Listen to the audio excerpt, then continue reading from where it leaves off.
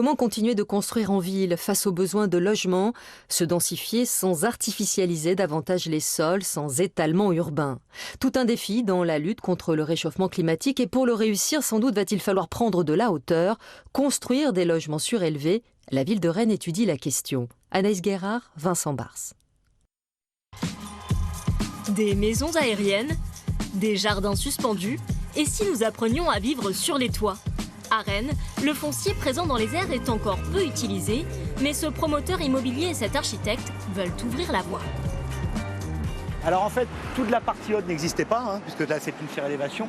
Ainsi, depuis quelques mois, 5 nouveaux logements trônent sur le toit de cette bâtisse vieille de 100 ans.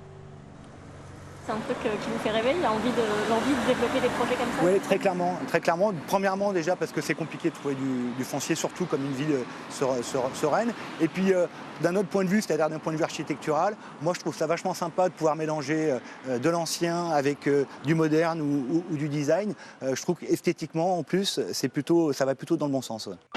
Une tendance à prendre de la hauteur qui risque bien de se généraliser, car la guerre contre la bétonisation est lancée.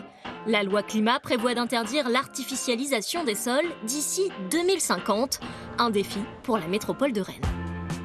Aujourd'hui, on est en train de confronter deux grandes ambitions, qui est de maintenir une réponse aux besoins de logement, tout en faisant en sorte que nos communes ne s'étalent plus.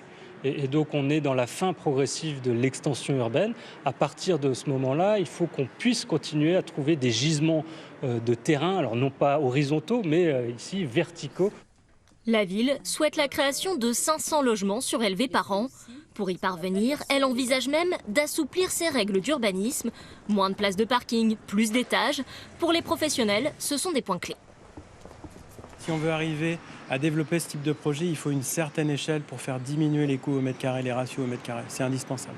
Économiquement, ça coûte encore un petit peu trop cher. On est sur on disait des solutions quand même qui vont être de moins en moins coûteuses avec des ossatures bois. Aujourd'hui, ce promoteur estime à 3 000 € du mètre carré le prix d'une construction surélevée, contre 2 000 pour une habitation sortie de terre.